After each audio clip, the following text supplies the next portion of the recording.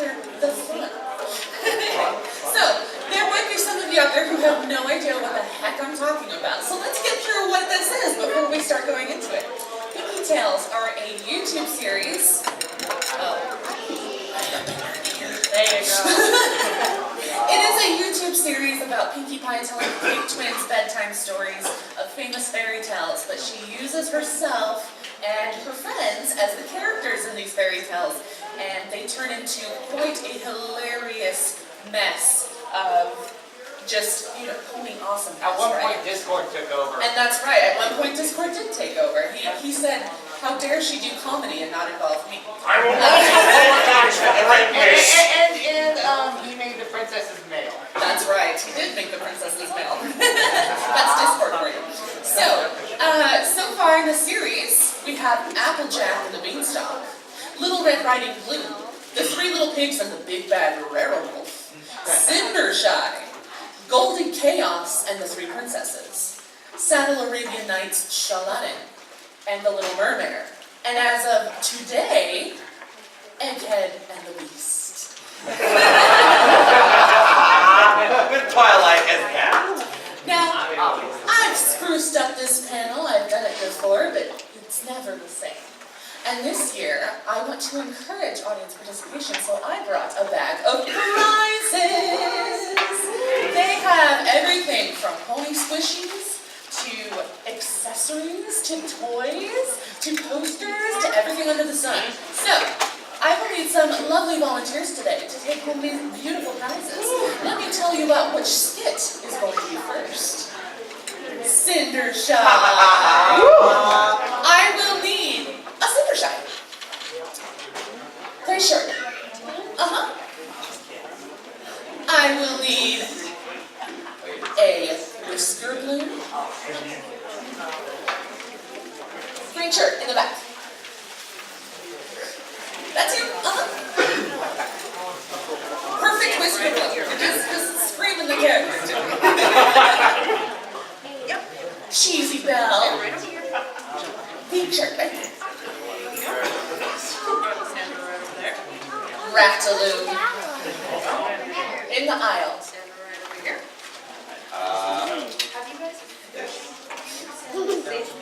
Now, lovely Countess Coloratura will narrate for us all.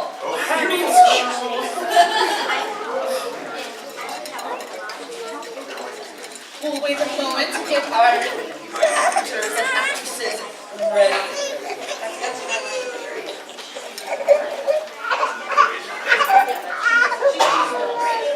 Cheesy bell? Yeah.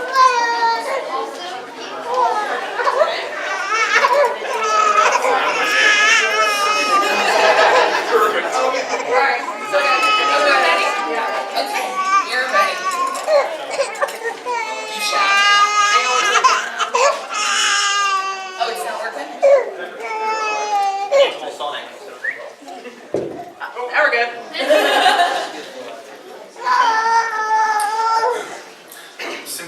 Cindershy's hopeful excitement to attend the Princess' Ball soon faded, however, when she realized the length of the chore list she still needed to complete. Every moment she got closer to finishing, her stepsisters demanded her attention in helping them prepare for the gala. The closer the time came, the less cheerful Cindershy became. Therefore, the Cutie Mouse Crusaders took matters into their own paws. Cindershy needs our help, Crusaders. We have to find a way to get her to the gala. But how can we do that? We're just three little mice. Maybe we can make a dress for her. Us make a dress? Are you sure about that, Cheesy Blue?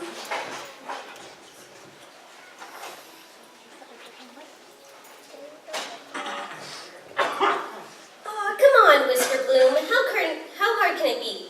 We just gotta use one of our old ones and make it look better. Yeah, better. Well, all right, if you think so.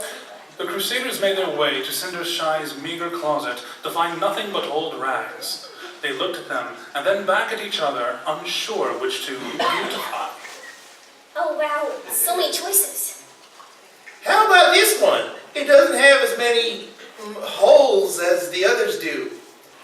It's perfect! Is it? Yeah. All we need is some ribbon. Maybe some lace, sequins. And where the hell are we gonna find all that stuff? In her stepsister's rooms, of course. If they can't be nice to her, they may as well be useful for something. Well, what do you think? If it means ripping apart some of that ugly pony's dress, I'm totally in. Me too. Let's make a dress she'll never forget and destroy personal property in the process.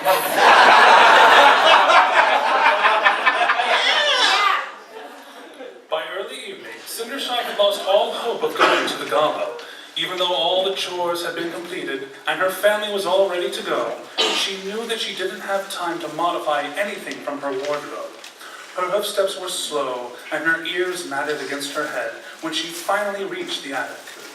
Cindershy opened the door and was taken aback when the three mouse crusaders jumped from their hiding places shouting, Surprise! Cindershy gaped at the gown before her, unable to find the words. Do you like it? Oh my, it's... Amazing? Well, I've never seen anything like it. Cindershy said, trying her best not to hurt their little mouse feelings. The truth was, the dress was a mess. Ribbons and lace were roughly sewn in awkward places, gemstones were haphazardly placed throughout the dress, and random chunks of fabric were sewn into it. It was apparent that the three very different mice designed three very different dresses and then combined it together to create the horror before her now. Try it on! Not wanting to hurt their feelings, Cindershy obliged. She modeled the dress for the three mice, two of whom were overjoyed. You're beautiful. Ready for the gala? Wow, we really suck at seamstress. Oh, it's not that bad, Lulu. Besides, it's the thought that counts. Come on, it's time to go. Look, the carriage is waiting. Cindershy looked from the dress to the door. She hesitated, but decided it was worth a try. She hurried down the steps, calling out to her stepfamily. And scene.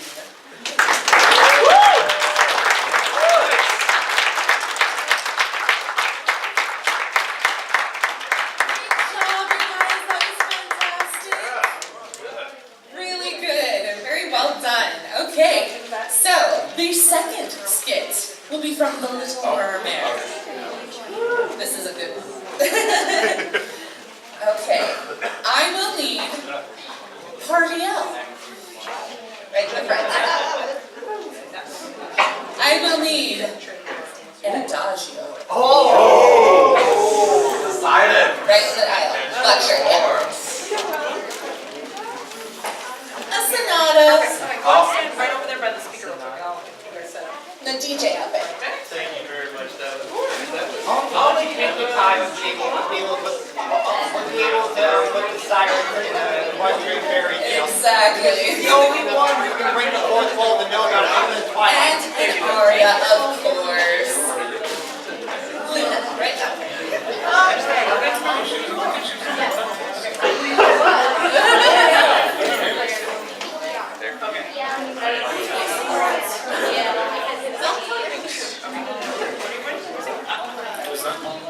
Oh, party on?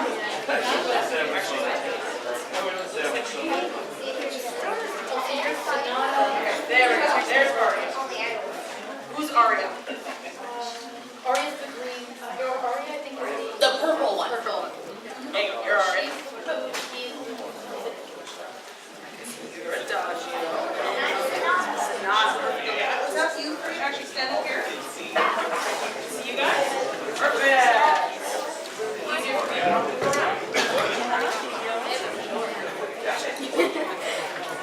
There we go. All right. Hang on, we're having technical difficulties. Are we having technical difficulties? We are. We're doing good. We might need to borrow one of the scripts. Are you serious? You know what? Hang on. I've got the phone. Do it, do it. So who's excited for Egghead and the Beast? Soon, soon.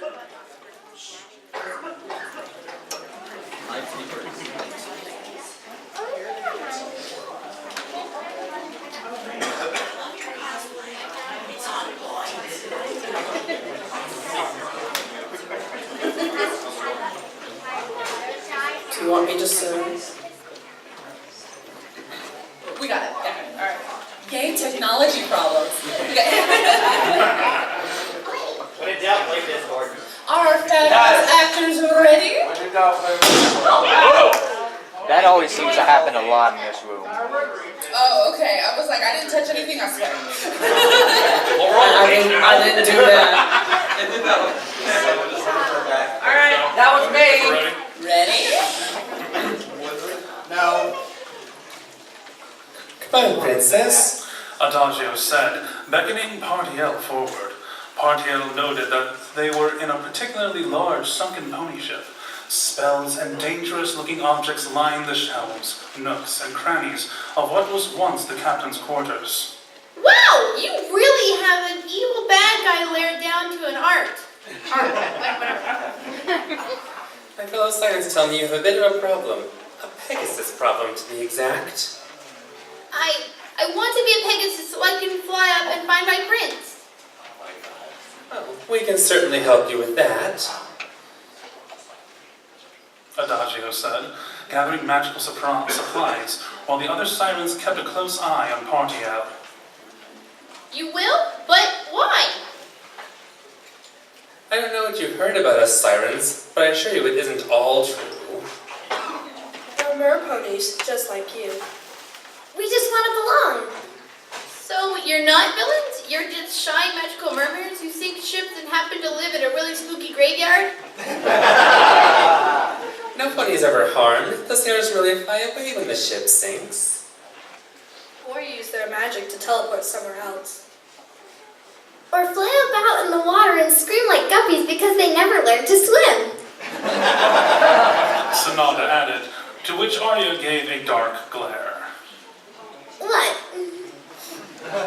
We only mean to protect the merponies. Perhaps if they understood us for a secret they could keep other ponies from trying to use and hurt us. So you can make me a Pegasus? Well, yes. But We may be good merponies, but we don't work for free, you know. I don't have any money with me, but I guess I could swim back and get some if you really wanted me to. It's not like I'm hurting for riches since, you know, I am a princess and all. No, you don't want your... But then again, what would you want with money? Oh, I know. Maybe you just want to be friends. Is that it? I mean, if I was a misunderstood pony who lived in Creeksville, I would just want some pony to be my friend. And maybe teach me about how to not seem dark and mysterious all the time. But you... And if you befriend the princess, well, you've really got a good chance of impressing other ponies because, I mean, who doesn't love the princess? Am I right? And I'm sure. Your voice! We want your annoying, never-ending, high-pitched speaking voice and we don't have to listen to it anymore! Make it stop! But if I don't have my voice, how can I tell Dash that I was the one who saved him? And that he was wrong about more ponies and... You'll figure it out, I'm sure. Do you really think you won't love you if you can't talk? Trust me, we're doing you a favor here. Oh, well, then you'll make me a Pegasus for my voice, right? Your spell will work for 3 days. You have until then to get Prince Dashy to say, I love you. If he does, you'll remain a Pegasus forever and live happily ever after. But what if I don't? Then you'll have to come back and serve us. Forever. Forever and ever? Yes. Oh, well, I don't know. The clock is ticking, Partiel. This offer won't last forever. Partiel bit her lip and mentally weighed her choices. She heaved a sigh and nodded softly. All right, turn me into a Pegasus and I'll give you my voice. And if I fail, I'll work for you forever and ever and ever. I pinky promise. Pinkie, what? What is that? Look, Just sign this magic parchment and the deed will be done. Ardea took the magic quill from beside the parchment and carefully scrawled her name on the dotted line. As soon as the quill left the parchment, it disappeared, and the three sirens laughed in unison. They used their crystals to conjure a magical beam of red light. It hit Pardiel directly in the chest and traveled up to her throat. Wait! I didn't get to say goodbye! She started, but the magic pried the voice from her body before she could finish. Adagio smiled, engulfing the magic with her crystal and directing a second beam of light towards the mermaid's chest. Sonata and Arya quickly following suit. In a red flash of light, Pardiel's body began to change. And see?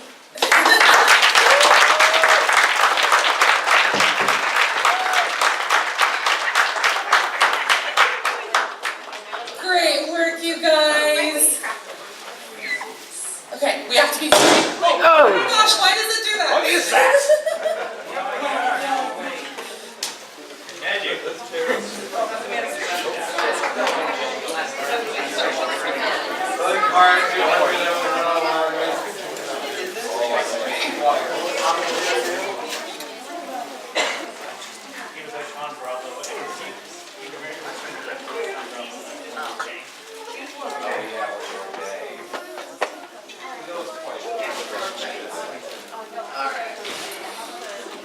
So we are running really close here, and I'm sure you would rather see the whole episode of Egghead rather than, have it cut right at the end and be like, come on! So, we are going to... What? But I love cliffhangers. So, the lights, if we could get... Perfect, thank you. I'm super excited, you guys. This is probably one of the funniest Pinkie Tales that you will ever see. I put a lot of love and a lot of dedication into this. We worked with some fantastic fandom views. We have No Whacking as vinyl. Is narrating. We have lots of, I can't go through the list because there's just too many awesome people. So, without further ado, I present to you, if my laptop would work, Egghead and the Beasts.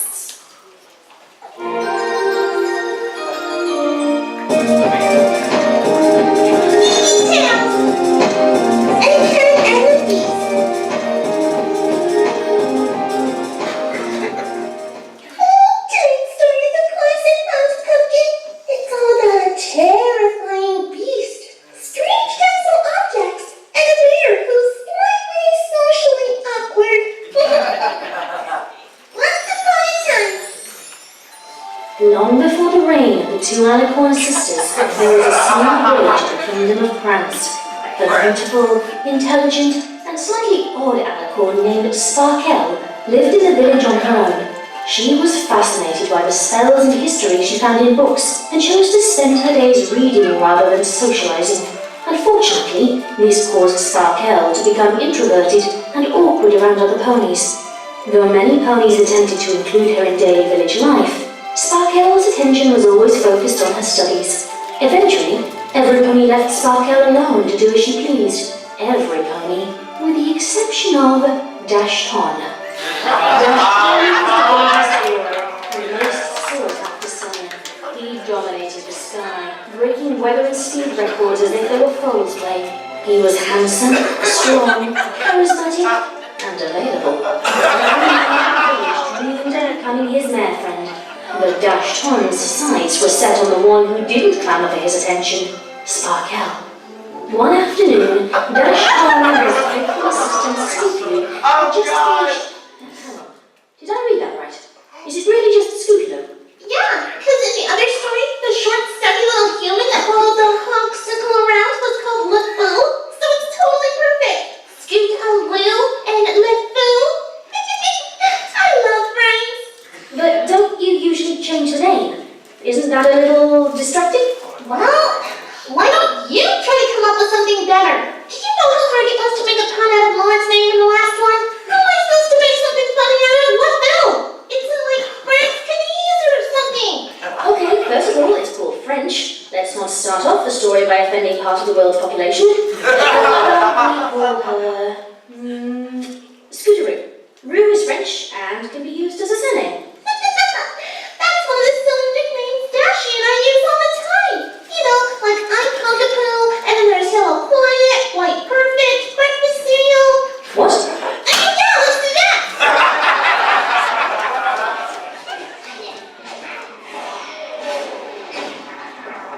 Whoa, that was amazing, Dashton. Dashton's faithful assistant Scooteroo called as Dashton landed with a resounding boom.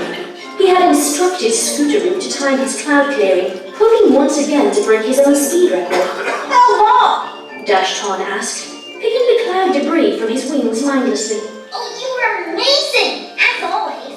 No pony can clear the sky like you can, Dashton. How long?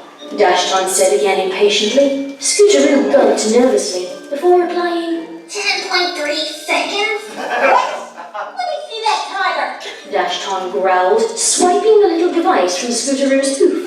It's still record-breaking.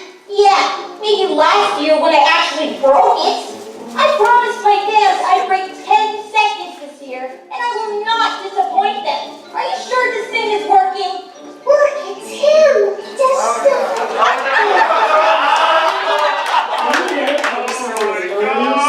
Pink manes called from a distance, crowding around Dashton and fondling her ear. Scooteroo quickly moved away to avoid being trampled. Ladies, there's plenty of Dashton to go around. I know. I'm depressed. I can't help it. I guess I was just born to be awesome. As his over-exuberant fans swarmed him, Dashton caught a glimpse of Sparkle from the corner of his eye. Sorry, Phillies. Gotta dash. Dashton said with a wink, flying away and leaving 3 sad mares behind. Oh, there he goes again, hanging around that mare instead of us. She's pretty, but she's kinda shy, don't you think? We haven't got personality. Scooteroo muttered under his breath. Nothing. Hey there. Couldn't help but notice you strolling along the street all alone. Figured you could use some company. what she's reading. Dashton said, closing back to Sparkle as they moved down the street. Hello, Dashton. You know, it's not very mare-like to walk around with those things all the time. You mean books? You do know that ponies are calling you an egghead, right? What? Who calls me an egghead? I do. Look, it's just not right for a mare who looks like you to be so booky and eggheady, you know?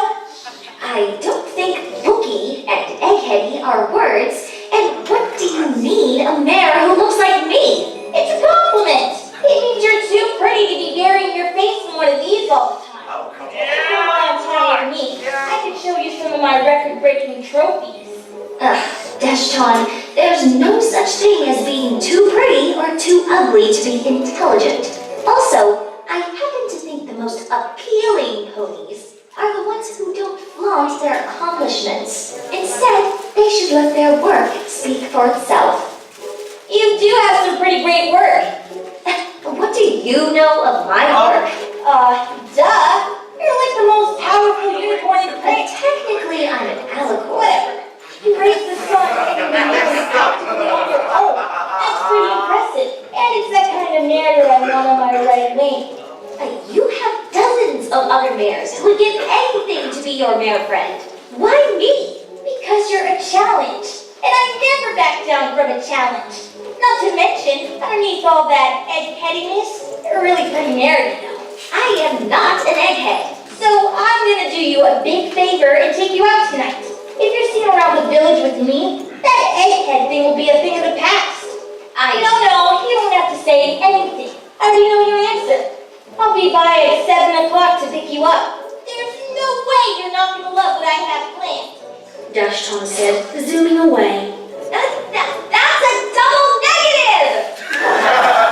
The haunted table center of Dashton and all his bravery was too traumatizing for Sparkle to fathom. She decided it would be a better idea to take her books and study somewhere far away where the Pegasus could not find her. There was only one place that she could think of where the village ponies dared not venture: the enchanted forest. Sparkle ignored the warnings and rumors that the forest was indeed cursed and dangerous, choosing to believe that a night with Dashton would be far worse. She wandered the narrow forest paths, looking for a clearing to study in peace. But hours passed, and Sparkle conceded to the fact that she was indeed lost. To make matters worse, she finally understood why the forest was deemed enchanted, as the magic of her horn failed to produce any spells. Powerless, hungry, and exhausted, Sparkle gave up the search for the path home and sought out a safe place to spend the cold night instead. When hope was dismal, Sparkle spied an old iron gate with a path that led to a mighty castle hidden in the heart of the forest. She was relieved, pushed open the gate, and ran up the front steps of the castle. Hello? Is any pony there? Please, I only seek shelter for the night. Thank you. I don't mean to be a bother. Sparkle started, but paused when she realized she was all alone. The only indication that somebody had unlocked the door for her was the light of a strange-looking candle with a pony face carved into the candlestick. Sparkle tilted her head and reached her hoof out towards it when the candle began to move. Well, hi there. Said, talking from the pony face. Sparkle screamed in surprise and leapt up into the air before crashing back down to the ground on her flank. Way to go, Flame Witch! Not 2 seconds into the castle and you've already given our guest PTSD.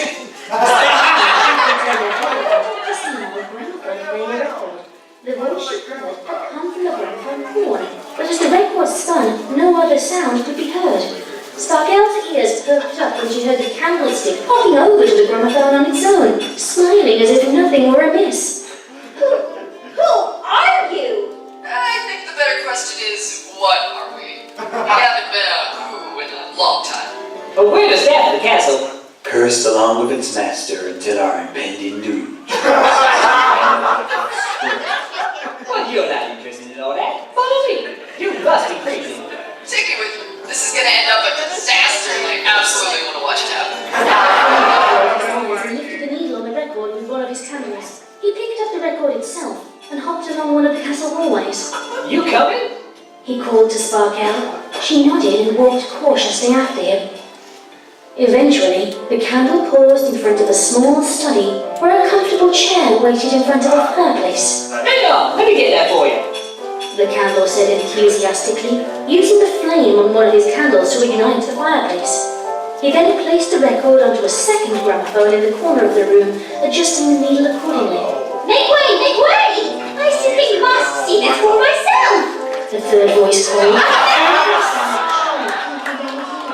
Soon after, a decorated little tea pot entered the room, and it too had a strange pony-like face that beamed excitedly at the sight of Sparkle. It's true! There is a pony in the castle! Oh, how terribly exciting! Are you here to break our curse? A small voice called from behind the teapot. It was a little cup that appeared to be another piece of the tea set. The pair of them hopped onto a side table to get a better look at the pony guest. Sparkle watched them in fascinated silence. Are you cursed too? Sweetener Belle! It's implied to ask if they're cursed. She's an alicorn. See? She even looks like a Mary Sue. Being turned into Dr. China. My name is Rarity Pot. Don't be frightened, darling. We won't hurt you. Right? I'm not afraid. I'm fascinated. How did you all get cursed like this? Who are you? What's this castle doing in the middle of the forest? And why isn't it in any of our history books? What in tarnation? It was a cloak, decorated with apple accents and a swinging apple pendulum. What's she doing here? Flame Witch let her in. And you just let it? You're supposed to guard the door. It was exciting and on board. What'd you expect? She's the first pony we've seen in decades. And she looked like she needed help. Besides, now we have a reason to celebrate. She's come to break the curse. Sparkle opened her mouth to respond, but hesitated when she heard mighty hoofsteps approaching from the hallway. The objects in the room turned their attention to the doorway, smiling, with the exception of Sparkle and Appleclock. A mysterious pony approached, staying hidden in shadow, with the exception of his bright green glowing eyes. What are you doing in my castle? I'm Sparkle. I got lost in the woods and just needed a warm place to stay the night. I see. The pony said simply, taking a step inside the room and into the light. The sight Sparkle beheld was too fascinating and terrifying for her to comprehend. The pony before her was not an inanimate object like the other castle members she had seen. He was a tall, black-coated alicorn. Atop his head were 3 horns, 2 on either side of his head, along with a broken unicorn horn. He had cleft hooves and what appeared to be an orange flame pattern on his legs under his red stripes. His eyes glowed with a trail of purple smoke around them, and he had large, multicolored bat wings. All right, Pinkie, what is going on? What do you mean, what is going on? Look at him. He's... An alicorn representing the beast. No! I mean, yes, but look at him! He's an abomination! Where's his nose with his multicolored bat wings? And where's the celestial necklace thing with the heart-shaped gemstone? What crazy, twisted mind could create such a thing? Well, these are Pinkie Tales, aren't they? So, didn't you come up with this?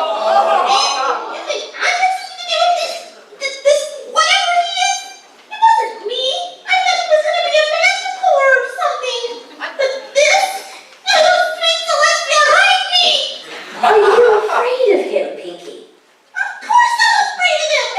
Why else do you think I did my part in cheese sandwich? I was supposed to be the candle, but I just can't do it!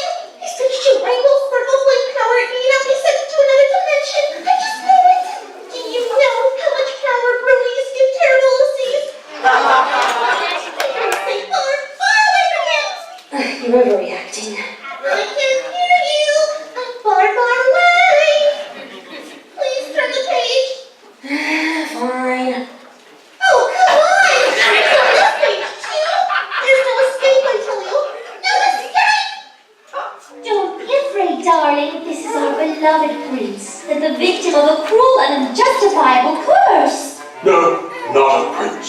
I am a beast. I don't deserve your praise, Madam Teapot. Were you cursed to be this way?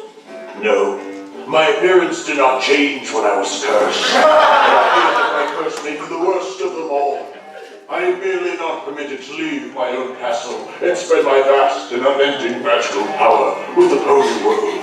You see, before I was cursed, I had studied every book on magic that had ever been written, and I had discovered a way to cure cancer and hunger and create everlasting world peace. But now I am stuck here, and my magic is powerless against this curse. I am doomed to never be able to help other ponies and be their prince. Oh, that's terrible. Every book on magic, you say? Yes, I have them all in my castle library, and yet I fear that none of them can help us.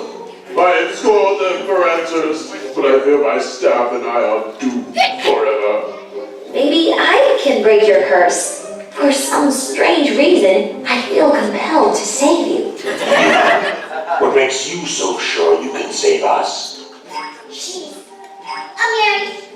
Sue. I took a second look at Sparkle and noticed that she was indeed an alicorn too.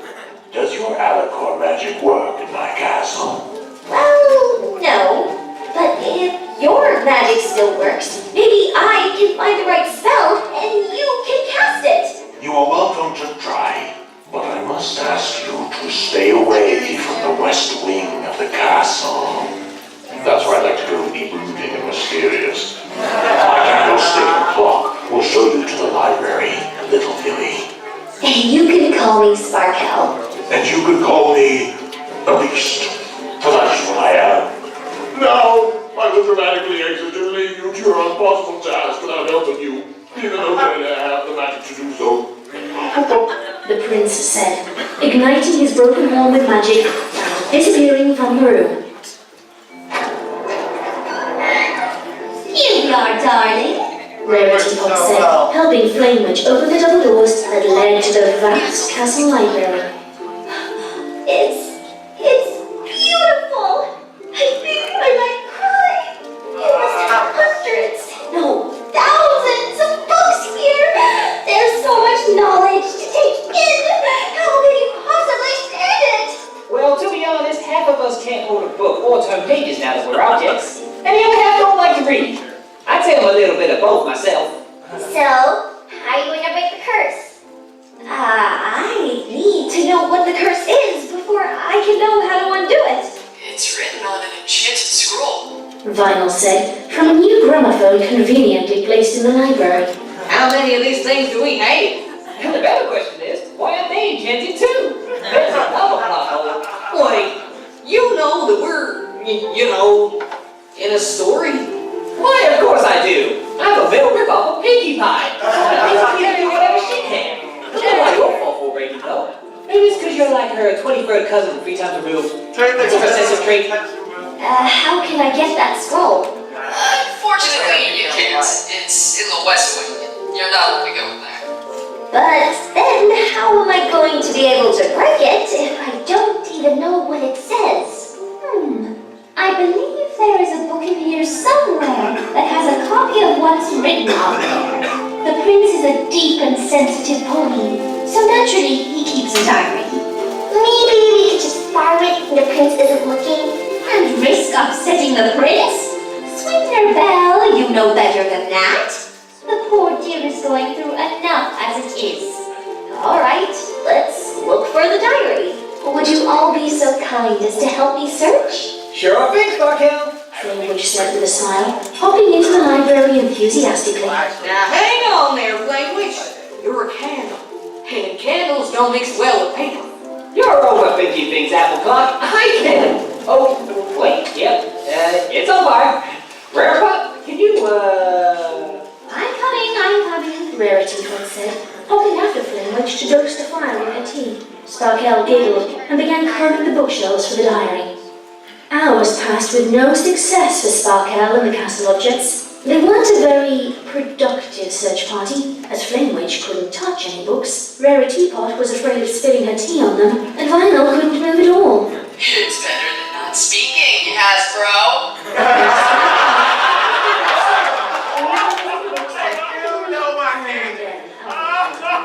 Eventually, Sweetener decided it was time to take matters into her own hooves, so to speak, and slipped away from the library when nobody was looking. She hopped along the castle corridors until she reached the west wing.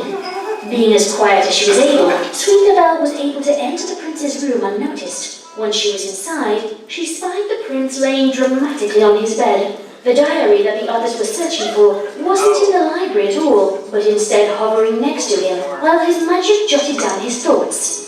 For some reason, the prince felt compelled to speak his entry aloud, which provided the perfect cover for Sweetener to hop towards the enchanted scroll undetected. Dear Diary, a beautiful bear entered the castle today, wanting to help me.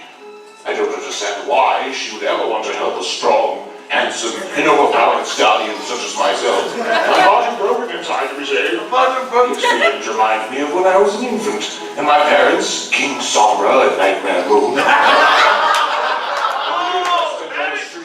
Being ridiculed by my peers because I was so different. Or that one time my horn was broken when I saved those sick orphans from the burning hospital.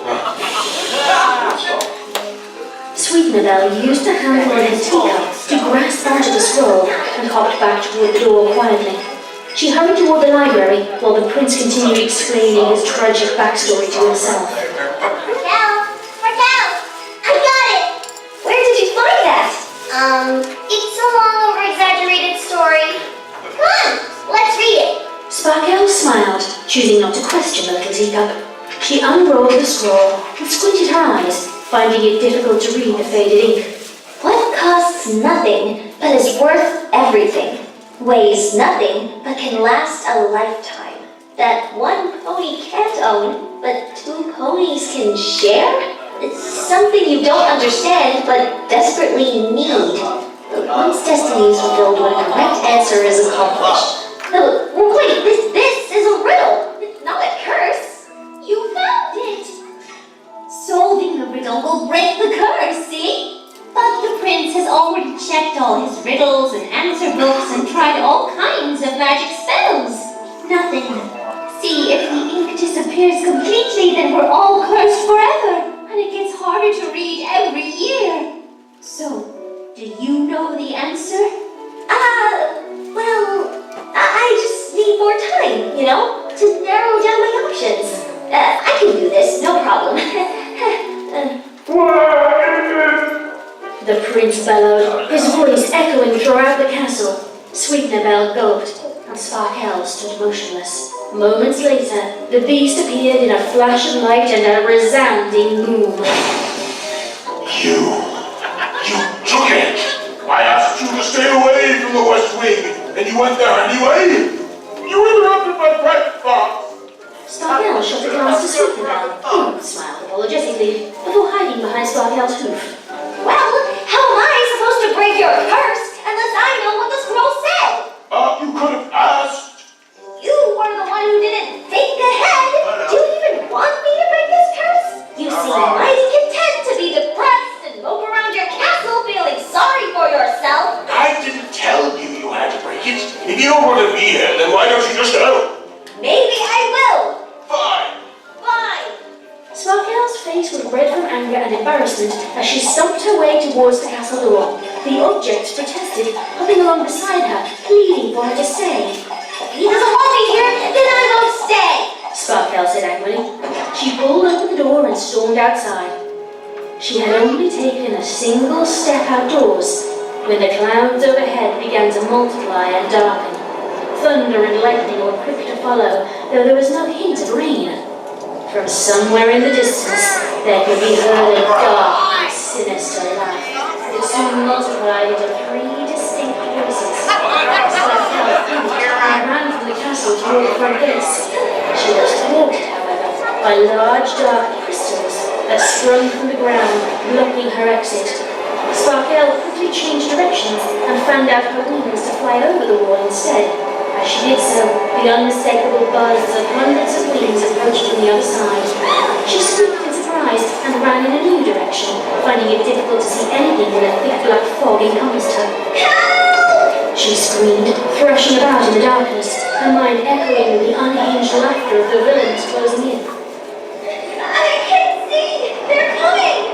Sparkle's screams were cut short, and she felt a mighty footstep shake the earth. Even in the thick black fog, she could see a circle of magical energy formed between 2 massive horns. Sparkle could see the prince standing atop the tallest castle tower. He was reared up on his hind legs, and his form let out a blinding blast of light that pierced the darkness, threatening to encompass his castle. The 3 villain voices screamed in anger and agony as the prince's magic laid waste to them. Whoa, wait a minute. Are you saying that King Sombra, Queen Chrysalis, and Tyrant were all attacking the castle at the same time? That's what it says, yes. But why? Are we supposed to believe they'll all just get along? Wouldn't it make more sense for Tyrant to steal their power? Or Sombra to turn them into mind slaves, or... This is what happens in terrible fanfictions, Pinkie. Inexplicably unseen characters. So he's attracting all the terrible fanfiction tropes like some kind of giant cringe magnet? Or Pinkie Tales are doomed forever. I know just what to do. All right then.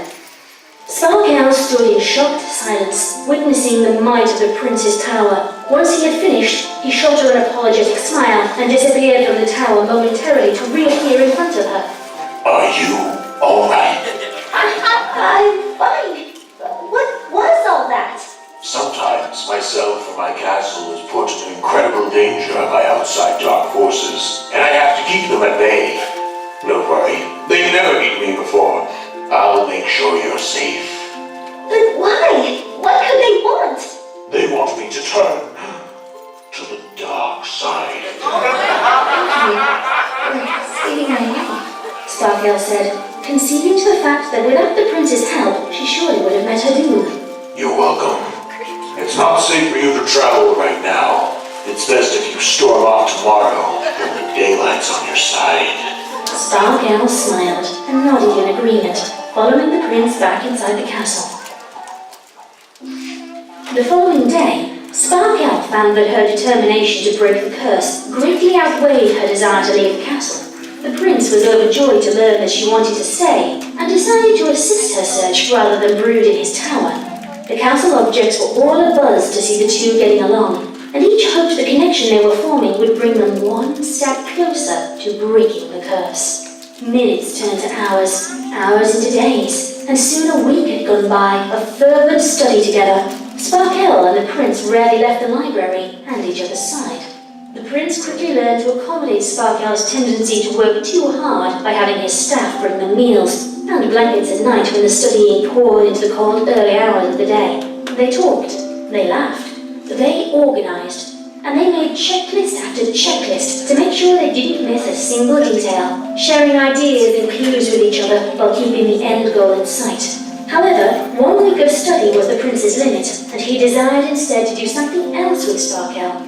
He gathered the castle staff and enlisted their assistance to create a grand party. He wanted to thank Sparkle for her hard work and provide every pony a break from their toiling. Of course, the objects delighted at the opportunity to throw a party, none more so than Flamewitch, who took it upon himself to plan the celebration.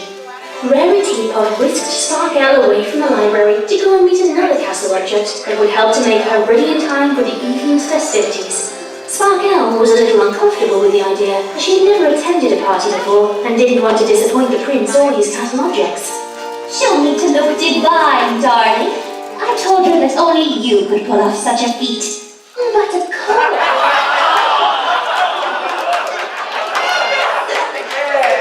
She has the closet.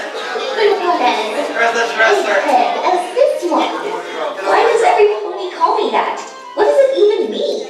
I'm a wardrobe and a dictionary. You just look like one. That's all. That's all well and fine, but we simply must not waste any time. Have you found a dress for our guest? How about this one?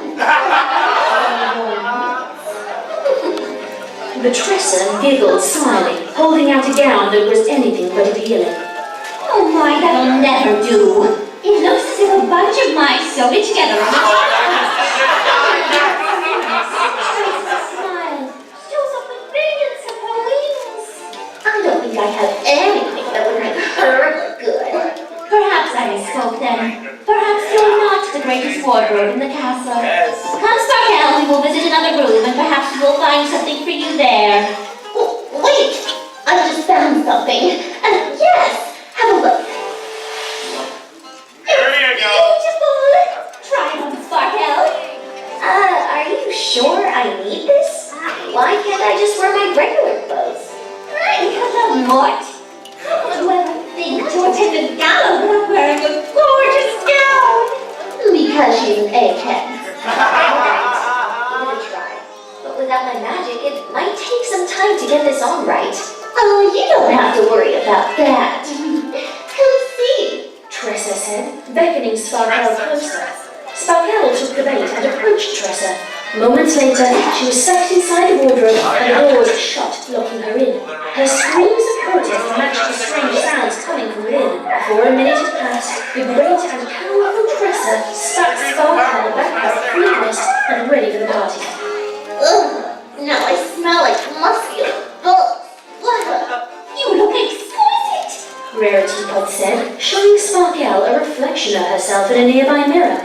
Sparkle did indeed look ravishing in her gown. It was accentuated with pieces of jewelry and a stylized mane to match. You really outdone yourself, great and powerful dresser.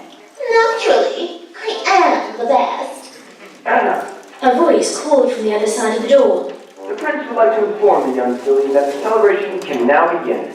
Sparkle opened the door to see a hollow suit of pony armor standing at attention on the other side. Oh, you look rather beautiful tonight, Miss Sparkle. Oh, thank you. Flash on. Flash replied. The man who was asked to Prince awaits, Star. Rarity Head said, delighted, then turned to Flash on. Why don't you go by the magic mirrors? Of course, right away. Flash said, slightly defeated. Gotta circle around the armor. Leave the notes still like this. Well, we're holding up the party. Sparkle followed Rarity Pot and Sweetener Bell toward the ground dining hall, a room that she had never seen before. The hall was extravagantly lit with numerous chandeliers and candlesticks that vaguely reminded Sparkle of Flame Witch. There was a long table filled to the brim with party food, including a massive 100-layer cake. The adjoining ballroom had streamers hanging from every pillar, and wherever she looked there were sure to be dozens upon dozens of balloons. The prince waited for Sparkle at the end of the staircase, wearing a brightly coloured suit that matched the theme of the party. Sparkle blushed profusely, having completely overdressed for the occasion. She wondered if that was the great and powerful Tressa's intention, as she didn't seem particularly fond of Sparkle. You look lovely, said the prince, pulling out her chair at the dining table. And you look, this whole place looks, bright and festive. I think the word you're looking for is fun. Flame Witch said, bursting out of the cave along with the other castle objects in a sea of confetti. Sparkle and the prince were soon up to their flanks in pieces of paper and the remnants of the food that had once been on the table. Oh, this place is a mess. But what's a party without a big surprise? Flame Witch said, scooping up a chunk of frosting and eating it in one bite. Oh, geez. I'll go get apple broom. That's okay. I wasn't really that hungry for cake. Sparkle said, brushing the frosting and confetti from her mane. How about a dance? I would love to. Sparkle said with a smile. She and the prince waded out of the chaos to the ballroom, where an expected vinyl record was ready and waiting. Dance! You don't have to tell me twice. The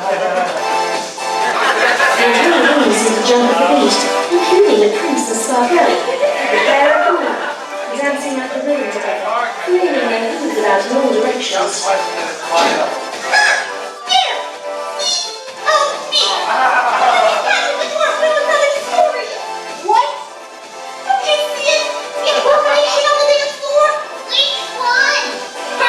Unable to get Dashton's attention, Pinkie made her way towards the gramophone and lifted her record. There! Now if you would be so kind, get this thing out of my story! Dashton? Who are these ponies? Look, Dashton, it's just what they said. A beast has stolen your hair and was dancing with her. Kind of. What are you gonna do about that? Why not throw the party, of course? This stuff is gonna take forever. Oh my Is he have to go to the party now? You apple broom, you get back to work. But Dashy, Dashton, don't you want to defend your mare friend? Mare friend, please. She was barely even my friend. Friend? But I don't have any. Sparkle started, then paused. The answer hit her so directly that she felt foolish for not seeing it sooner. That's it! The way to break the curse! She ran towards the library where the enchanted scroll had been waiting. The prince, the council objects, and the pony intruders followed after.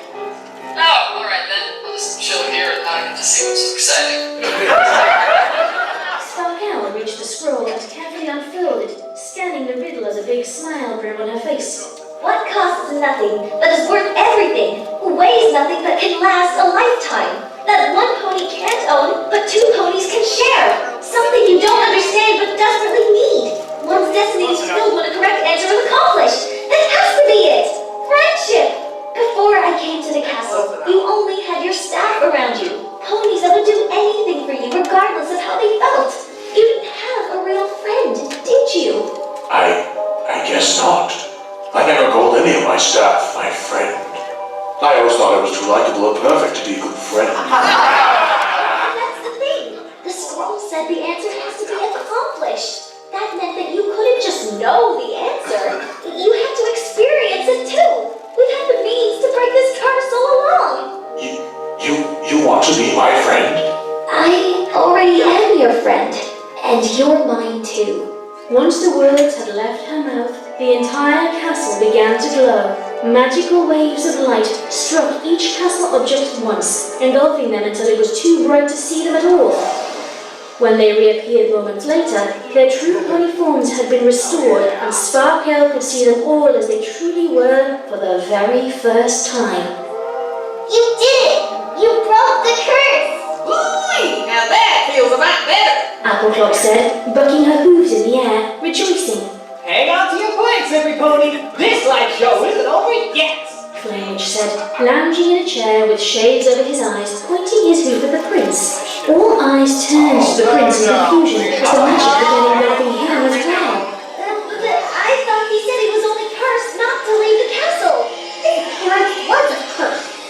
Just as with the castle staff, the magical light grew too blinding to watch, and a final burst was heard before the prince emerged. His appearance had changed after all. He was without all the excess magic and vibrato he had grown accustomed to hiding behind. Instead, he became a proud and confident prince with actual characterization and personality. It wasn't a queen that stood before him now, but instead...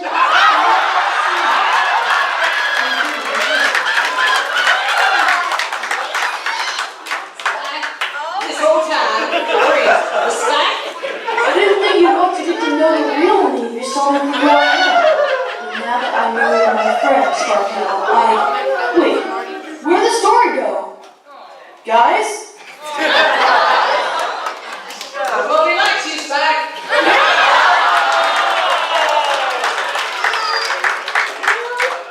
That's explains a lot. Hey, don't blame me. I tried to get out of the story a long time ago. You're not gonna let me off the hook for reading you a Spike story. I know. How about we read The Little Mermaid again?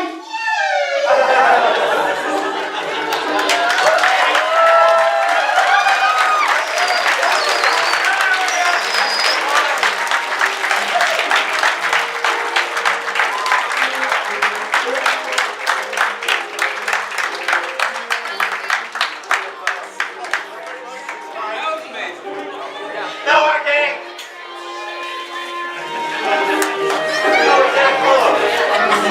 Hang on! The last little snippet at the end! After sightseeing. It's gonna tell you what's up next.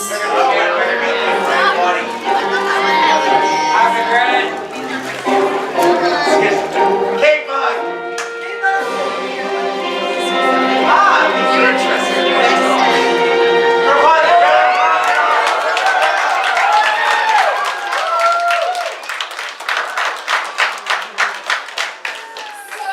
What'd you think? That was hilarious!